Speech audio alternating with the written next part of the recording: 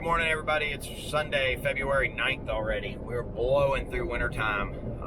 Been getting a few questions about flying, and some people think I'm out of my mind getting into ultralight and stuff, but just trying to find some fish. I mean, you can only cover so much water and see so much in a day with our tide cycles, and the Georgia coast, even though it's 80 miles long, is we make up 1/3 of the salt marsh. So there's just thousands and thousands of miles of salt marsh, creeks, flats, and everything else. So yesterday we spent a big portion of the day in the boat. I went out with Captain Scott Dykes with Georgia Light Tackle, and it was very disappointing. We fished north of Brunswick a long way, but not to Savannah, and covered a lot of water, pulled a lot of beautiful flats. I mean, stuff I'd never fished. I mean, I'm not even ashamed to admit it. I mean, we all get in a groove where we like to fish certain areas, and I've fished pretty extensively from Savannah all the way down to St. Augustine, but there's so much water up here, it's hard to fish. And I took my drone, and we pulled flat after flat after flat. And on the way back, we pulled into an area that we had pulled on outgoing. It was beautiful. The tide was just coming in. And I said, man, let me just fly the drone through these little feeder creeks and let's see if we see anything. And we did not see a single fish yesterday. I think Georgia is beyond the point where we need to make some limit changes for our creel limits. And I know I'd probably get some back feed on that, but I was telling somebody this morning, I've got the regulations for Georgia here. This is 19, but I don't believe anything has changed that I know of for 2020. Redfish is 5 per person here in Georgia, 14 to 23 inches.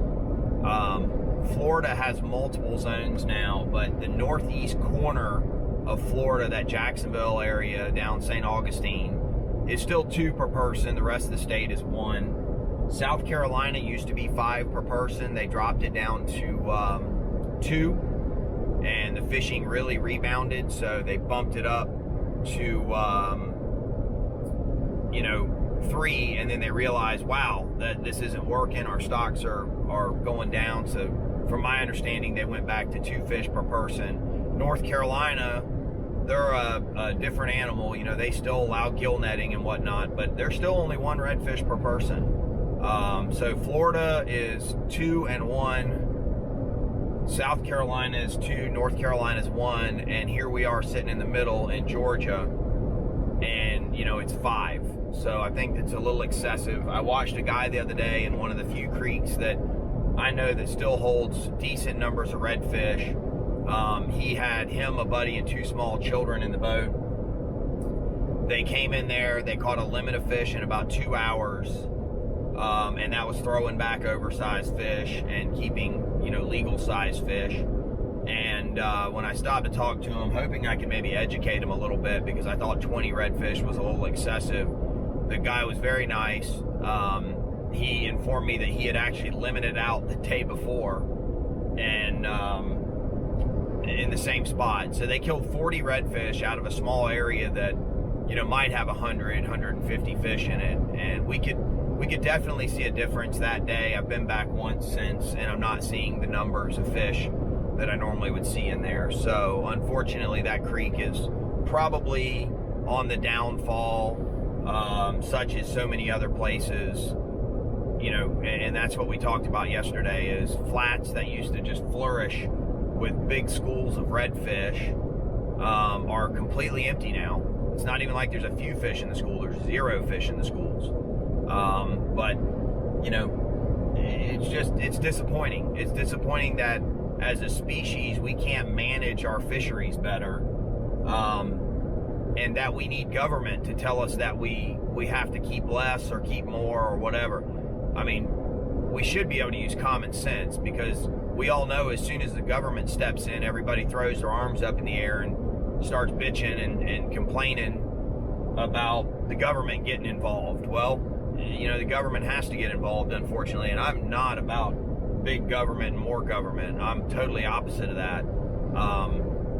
I'm actually more about small government, but you know, that's not the era we're in, and we need people to use more common sense. Something the guy didn't even realize is that none of those fish that he was keeping had ever. And if anybody's watching this video that doesn't know a lot about redfish don't actually start spawning until they become adults, and that range does vary. I mean, it can be a 30-inch fish and up. But the bottom line is that fish needs to be, I think it's 4, 5, 6 years old. I'm sure somebody could correct me in the comments, or I could call one of my people at DNR that I know, Chris, or one of those guys. But you know, the bull reds that live out in the ocean that come in the spring and fall, those are our fish that reproduce. And what's happening in Georgia is we're getting less fish inshore that are making it to the ocean that are becoming spawners, and then our spawning stocks seem to be getting smaller from what we're seeing as well when we're fishing for the big redfish and whatnot. And so we're getting less juveniles, less eggs coming off of a smaller spawning stock inshore, and every year we're getting less and less fish going out. I mean, the escapement, God, I mean, it's got to be low. I mean, we'll get a good spawn one year and there'll be tons of little 14-inch redfish around, and then all you see for 3 months is, you know, people bringing in coolers full of juvenile redfish, you know, 14 to 16-inch redfish. So, you know, I'm all about taking a few fish home to eat, but I'm even more about sustainability and a healthy fishery for everyone to enjoy. So I'm not going to ramble on too much about that, but, you know, just remember, when you're out there fishing for redfish and you catch a 25-inch or a 22-inch or 16-inch redfish, before you go keeping a legal size redfish and filling your cooler full of them, remember that fish is never reproduced. He's never spawned. He hasn't reached that age yet. So, you know, if you're not going to eat one fresh and you plan on taking them home and freezing them, do yourself a favor. They don't eat as well frozen. Let a few of them go. You know, fishing is a pastime that we spend with friends and family. It's how friendships are made, and it's how people bring their kids up. And, you know, I'm starting to actually worry that some of it might not be here, you know, when I'm older. There's something that is really interesting that I encourage anybody to look up, but it's called shifting baseline. And it talks about how the baseline of the youth today is different, whether it be fish stocks or trees or whatever, anything, deer. There's less of something. So it's all they know. And Captain Gary Altman used to tell me about the amount of redfish and trout that were here when he was younger. And when I started guiding here, our fishery was second to Louisiana.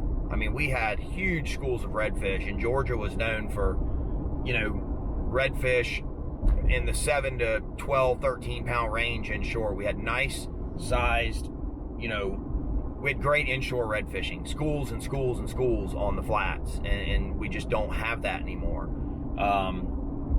So, you know, I thought when Gary told me that, I used to think, God, how could it have been any better? And then now when I go into the local fly shop, I hear the youth and the younger generation talk about, you know, how great the day was, and I asked them what they saw, and they said, oh man, we fished a school, it probably had 20 or 30 redfish in it, and we caught 3, and the only thing I can think is how that just sucks.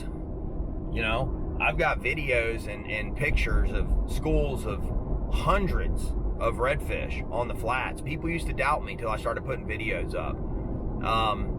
And it's just, it doesn't exist. Not that I know of anymore. And not that people that spend hundreds of days a year on the water know of. So just keep that in mind.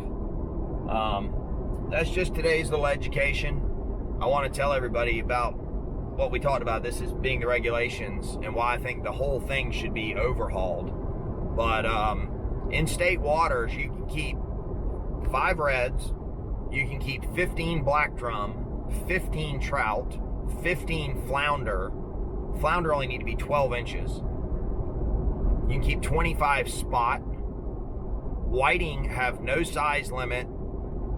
and it's unlimited. You can keep as many of those as you want. You know, said speckled trout, let's see, black drum, flounder.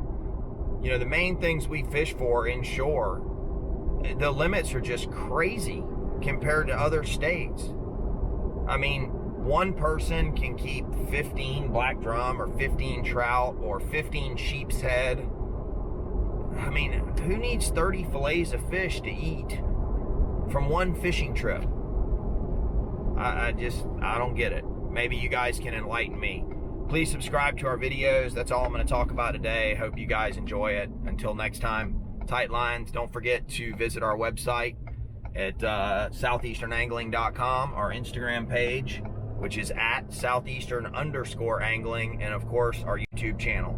Take care.